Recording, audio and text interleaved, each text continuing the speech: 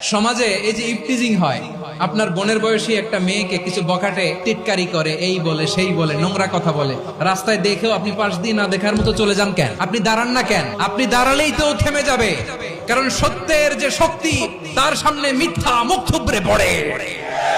আপনার সামনে ও কিছুই না, নাথিং। আপনি দাঁড়ান, ওকে প্রশ্ন করেন যে আমার বোনকে তুমি ডিস্টার্ব করো কেন? আপনাকে দেখে আরো 5 জন দাঁড়াবে, 5 জনকে দেখে আরো 10 জন দাঁড়াবে। আমাদের নীরবতা আর আমাদের নিশ্চুপ থাকাই জালিমদেরকে আরো শক্তিশালী জালিম বানিয়েছে। টেন্ডারবাজি, চাঁদাবাজি, দুর্নীতি, অপরাধ, দখলদারিত্ব, মজুদদারি, এগুলো সবকিছু একসাথে প্রতিরোধ করতে হবে, ঠিক কিনা বলেন? এই যে নতুন বাংলাদেশের এক সুযোগ এসেছে, আর জীবনে হয়তো আসবে। আসুন দেশটাকে আমরা সাজাই, আসুন আমরা এক দল আরেক দলকে নিশ্চিহ্ন করার যে রাজনীতি, এটা বন্ধ করি।